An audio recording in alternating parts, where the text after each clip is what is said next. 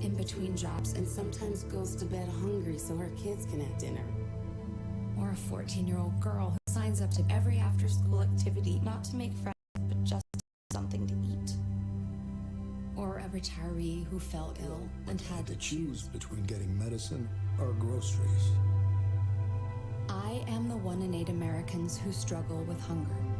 People you pass by every day but never knew were hungry. I am hungered in America. Hunger can be hard to recognize. Learn why at IamHungerInAmerica.org. Brought to you by Feeding America, 200 Food Banks Strong, and the Ad Council. Mister, will you please wake up? You golden black-sterned black stone and blinking fat punk, are you trying to do? Of all that low dirty... Welcome back to Snowman in the Morning. Oh, yeah. You know, something else men always do? Improvise. And I think that's what's going to happen as we get ready to do our picks here. Waiting on Mike debate to call in, but I think I'm going to add a prong of attack to this, so there will be even fewer technical difficulties than what we're having now. I don't think we're going to get Mike today. Doggone it. I was looking forward to that. I was looking forward to having Mike back. And here he is. So, folks, stand by with me as we try to get this together. Yeah, it figures. Okay. Let me see what I can do about this. I'm improvising on the fly here. Okay?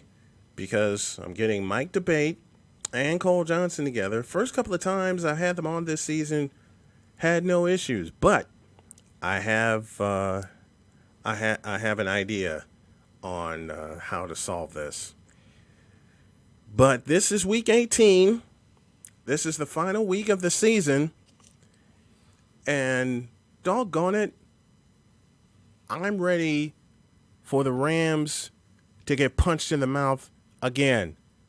And for the first time in a month, Mike Debate joins. What's up, Mike? Great to have you back, and Happy New Year. Brian, always an honor, always my pleasure. Happy New Year. Hope you and Horse had a great holiday season, and can't think of a better way to kick off 2022 than making some picks, talking some ball, and a great playoff slate coming up. But don't want to diminish Week 18. A lot of good matchups this weekend.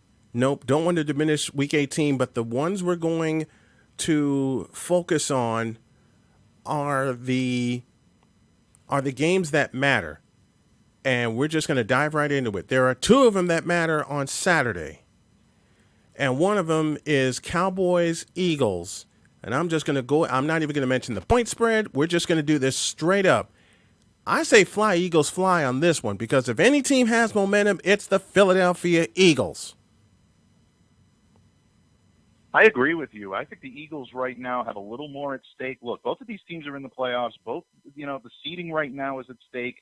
The Cowboys haven't looked good on offense in recent weeks, and that's something that I think needs to be shored up on this team if they want to make a deep run in the NFC. The Eagles, I think, have found a little life behind their running game. I like this option for Philadelphia. I like them to take this. I think it's going to be a close one, but I think Philly pulled this one out. Now, how many times have we spoken of the Cowboys on this program having the potential to have a great offense?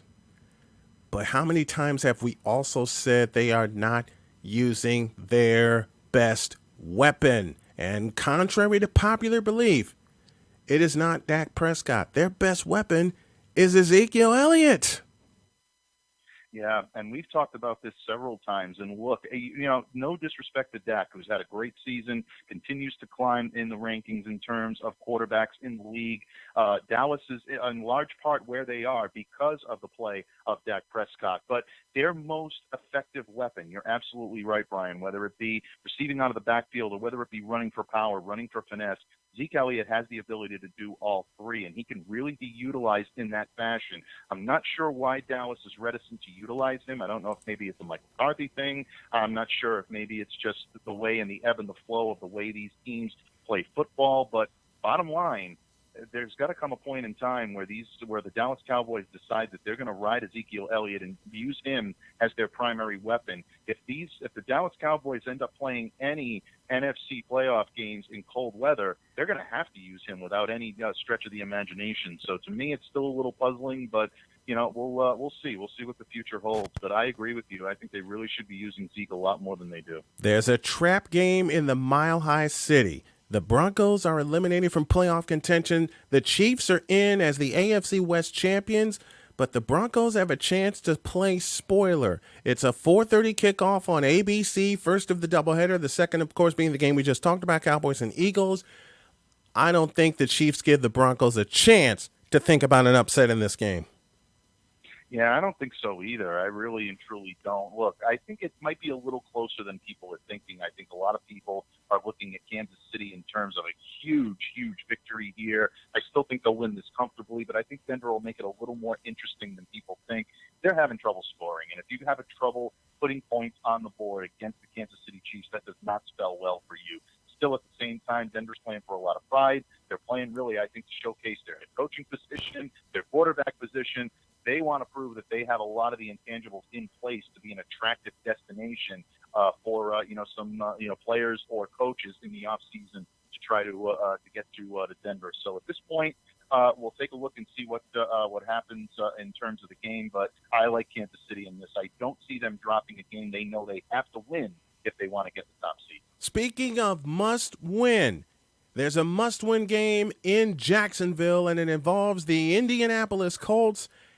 And I don't think there's a chance the Jaguars make this even close. The Colts will claim that final spot in the AFC. They'll get their 10th win. It's a CBS call at 1 in the afternoon. Indianapolis is favored big. All you got to do is give Jonathan Taylor the ball 25 times. The potential MVP will bring home a playoff berth for the Indianapolis Colts. Yeah, without question. There is no way that Indianapolis is losing this game. I know people have been putting out the little social media tag all week long that the Colts haven't won in Jacksonville in a long time, and this is a possibility. And no, it's not, folks. I mean, I watched the Indianapolis Colts play the New England Patriots, and I know what the capabilities are on both sides of the ball. I also watched the Jacksonville Jaguars play the New England Patriots last week and absolutely get annihilated. This team is just not there. Next year, you reset everything. Maybe Trevor Lawrence with a new quarterback, maybe with a new outlook, a new regime coming in, maybe a couple of new key free agents that you can possibly add, veterans that are looking to rejuvenate their career. Maybe they come there and help right the ship. But bottom line, it's just not in the cards this year. Indy is head and shoulders above them on all three phases, and I think they win this one comfortably. Only thing that is left for this team, the Colts, and another we're going to talk about in a few moments, just get in. Then you reset everything, and you can make as much noise as possible. Speaking of noise, 4:25 kickoff in Atlanta. They flexed this one, and they tricked me. Saints and Falcons. Saints playing for their playoff lives. They're going to get tripped up in Atlanta because for some reason the Falcons play the Saints very, very tough, be it in the Superdome or be it at Mercedes-Benz Stadium. I'm going to call for the upset. New Orleans favored by 3.5. I'm going to call for the upset and Matt Ryan to send the Saints packing. Yeah, my good friend and colleague Ross Jackson is not going to be happy with me for saying this as well, but I'm also going with the Atlanta Falcons. And in a lot of ways, I look at it because Matt Ryan has a tendency to play this team very tough. Are the Saints the better team across the board? Probably, but they're not playing better football right now. And bottom line, this is a rivalry. These two teams know each other very well. There's a lot of pride on the line for the Atlanta Falcons right now. They want to end the season on a right note. What better way than to be able to send their rival home packing and be able to know that they had something to do with that. I think this is going to be a close game, but I like the Falcons slightly over the Saints in this. And the biggest one of the weekend. No, it's not Chargers Raiders. It's not Steelers Ravens. You go to SoFi Stadium. 4:25 kickoff on Fox. Joe Buck has the call. It's the 49ers and the Rams. The Rams are playing for the NFC West title, but they need help from the Cardinals. it ain't going to be enough because these 49ers are focused. They didn't celebrate after the win against Houston. They know they know they let one get away against Tennessee. Not the first time that's happened, but hey, 3-win improvement for San Francisco. A lot to take into next year, but they would love to take something into next week. And I'm going with the 49ers to march into SoFi Stadium and punch the Rams in the mouth. They beat them shorthanded last year on a walk-off field goal. You get Elijah Mitchell back. Trey Lance was terrific in the second half.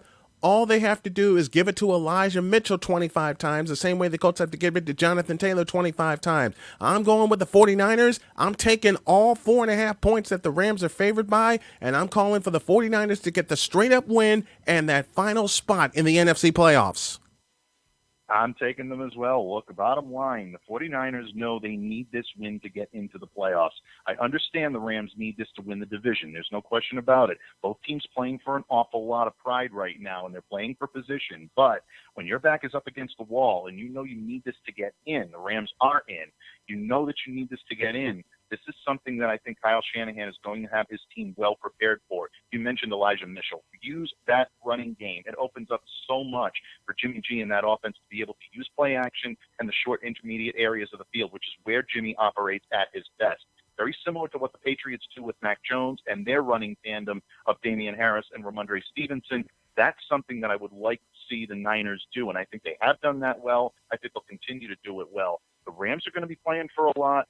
Stafford's been struggling a little bit. I think he rights the ship a little bit here, but I think the 49ers may want this one just a little bit more, and that's why I like them in a slight victory. And a healthy defense for San Francisco spells trouble for the Los Angeles Rams. Remember the beatdown in the Bay on Monday Night Football? I don't think it'll be a beatdown, but you know something? The 49ers will be ready, and they'll march into Los Angeles, and they'll make it 6 in a row over the Rams to claim that final playoff spot. Those are our picks, our final picks of the season. What are yours? Cole Johnson will join me for his picks in just a couple of moments, but Mike Debate, always a pleasure to have you. I love having you on the show. Let's continue this partnership for a long time. Absolutely, my friend. You know, as long as you want me on the show, I will be more than happy to come back. It's my favorite part of the week. Much love, much respect, as always, and I look forward to continuing this for a long, long time to come. We still got a lot of playoff football left here, folks, so if you haven't heard the last of me on Snowman in the Morning, we'll continue to break down these playoff games. But thank you for your hospitality, my friend. I appreciate it. I appreciate it. Thank you, partner. Enjoy the games. Anytime, buddy. Take care. You too. Man, and guess what? Bonus picks. Yes, there are bonus picks because couldn't get Cole and Mike on at the same time because of a technical difficulty. But you know what? Cole is going to make some picks.